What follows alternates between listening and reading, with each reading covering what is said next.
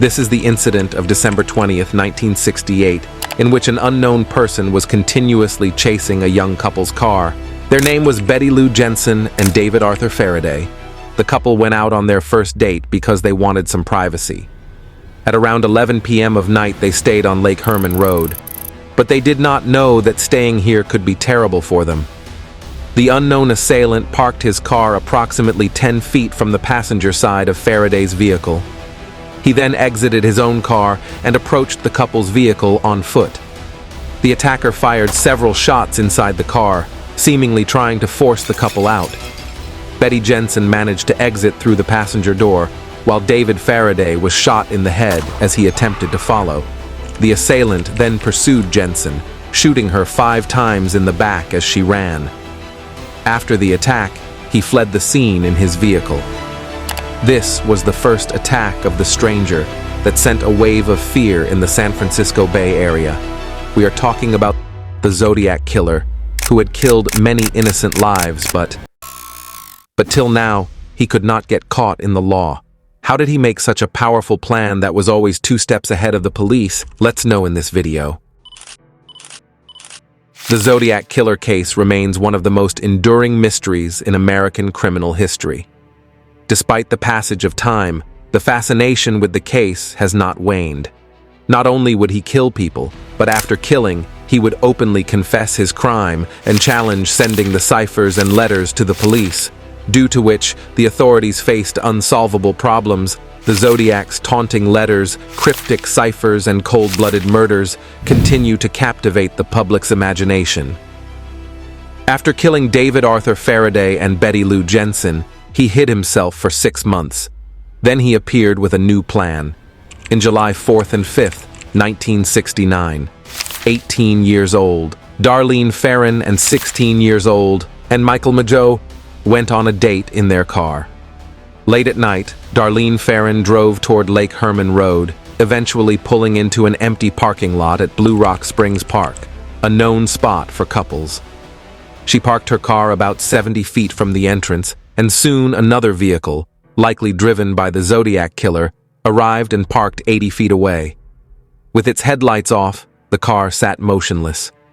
When asked by Michael Mageau about the other driver, Ferrin brushed off his concern. Shortly after, the mysterious driver sped out of the lot, only to return later for the attack.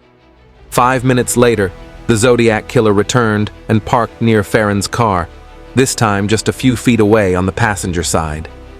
He got out of his vehicle, walked over to Ferrin's car, and shone a flashlight inside. Mistaking him for a police officer, the couple lowered their window. Without saying a word, the man aimed a 9mm pistol and opened fire, shooting multiple rounds into the car.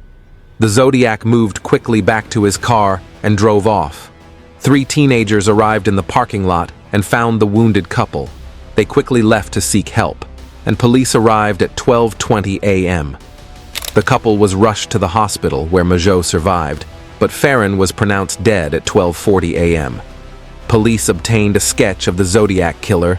Mageau provided details of the killer's appearance after the July 4th, 1969 shooting at Blue Rock Springs Park, which helped authorities create a composite sketch in their ongoing investigation. On August 1st, 1969, 3 letters from the self-proclaimed Zodiac killer were sent to the Vallejo Times-Herald, San Francisco Chronicle, and San Francisco Examiner. These letters claimed responsibility for the Lake Herman Road and Blue Rock Springs attacks.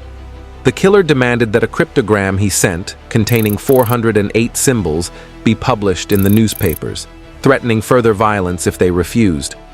Donald and Betty Harden, a couple from Salinas, decoded the cryptogram, revealing his twisted message. He enjoyed killing people, claiming it was more fun than hunting wild game, and that he believed his victims would serve as his slaves in the afterlife.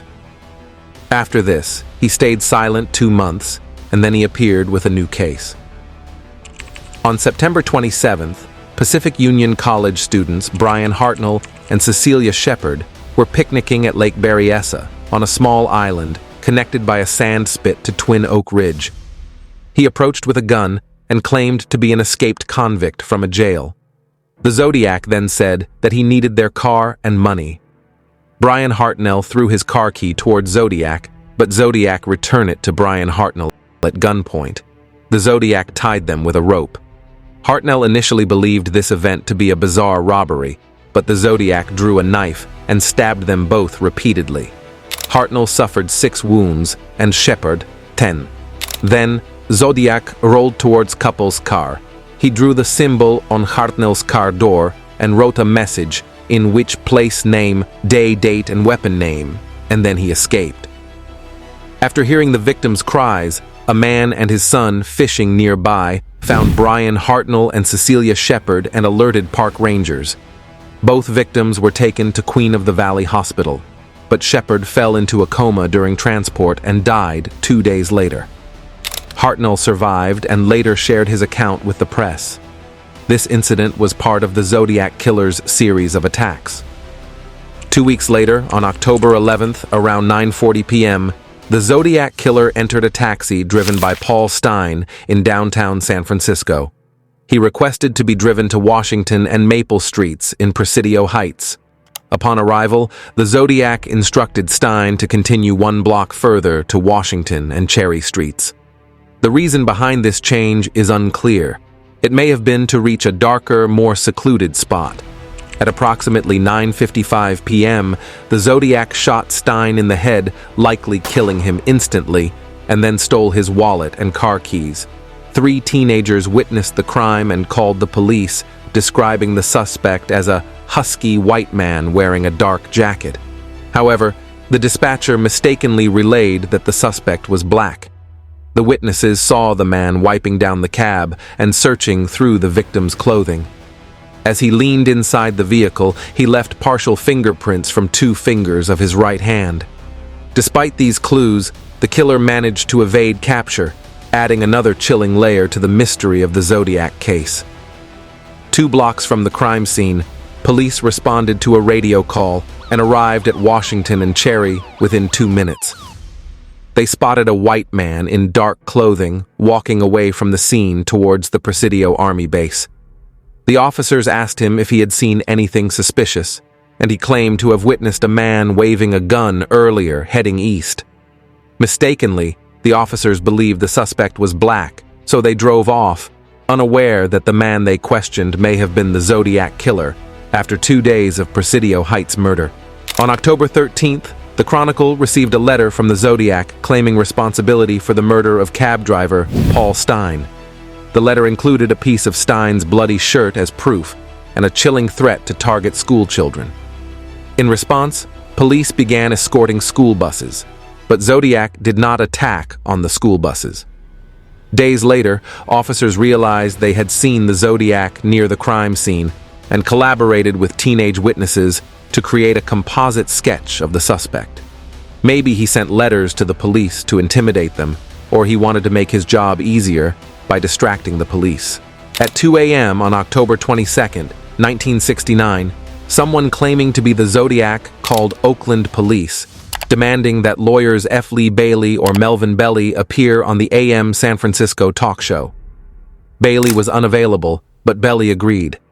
The caller, who identified as Sam, expressed fear of revealing his identity due to the threat of the gas chamber. Gas chamber is a process of punishment in California. Belly arranged a meeting in Daly City, but the caller never showed. The calls were later traced to a mental patient, Eric Weil, who was determined not to be the Zodiac on. November 8th, the Zodiac mailed a card with another cryptogram consisting of 340 characters called Z340, remained unsolved for over 51 years, which was much more difficult than the first one. On December 5th, 2020, it was decoded by an international team of private citizens, including American software engineer David Orenchak, Australian mathematician Sam Blake, and Belgian programmer Jarl van Eyck.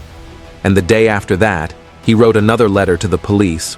In this cipher, the Zodiac does not reveal much about itself, but only said that I hope there are many people who are trying to catch me, but I don't care. I have made many slaves for my next life who are eagerly waiting for me. This letter consisted of 7 pages. In this letter, he wrote to threaten the police that he had prepared a bomb in his basement. Zodiac's information convinced the police that Zodiac did not live in an apartment, but in a house with a basement. But Zodiac made a big splash by telling the police the location of the bomb in his basement. After 5 months of this, letters on Highway 132 near Patterson, Zodiac tried to attack Kathleen Jones, but fortunately Kathleen escaped from Zodiac's attack. When the police showed Kathleen the pre-made sketches, she immediately recognized it. Over the next 4 years, the police received many letters and ciphers from Zodiac. In each letter, Zodiac alerted the police to his various criminal activities. In one of the letters, he said that he had made a bomb and also sent its location to the police. But as soon as the police investigated there, they did not face such situations. His last letter was received by the police on January 4th, 1974, in which something like this was written, Me 37, SFPD0. That is, I have killed 37 people while San Francisco Police Department has a score of 0. Authorities deduced from Zodiac's manner of killing and his demeanor that he had been in a military unit and had acquired a powerful ability. According to an investigation, his boot prints are similar to the Wing Walker Shoe Company, in which military boots are available. Police also believe that Zodiac has joined a software engineering agency to acquire knowledge of ciphers. To gain access to the Zodiac authority, looked at the assessment of several people, including to gain access to Zodiac's key. The police also interviewed several people, including Arthur Lee Allen. There is a person who has been associated with the military. Apart from this, another important piece of evidence that forced the police to crack down on him was the Zodiac written on his watch. And he also had the Zodiac logo emblazoned on his watch, but his handwriting and fingerprints were completely different from the Zodiac. He could not live long and died in 1992. Apart from this, the police had another suspicion towards Richard Gaikowski because his appearance and attire resembled that of the Zodiac, but not fingerprints and handwriting. Based on many suspicions, the police interrogated 50 to 30 people, but every person has some characteristic that makes them completely different from the Zodiac. And to this day, Zodiac's criminal activities remain a question mark for many people. It has become a wonderful history in the eyes of the people. So what are you thinking about Zodiac? Write in comment. Thanks for watching.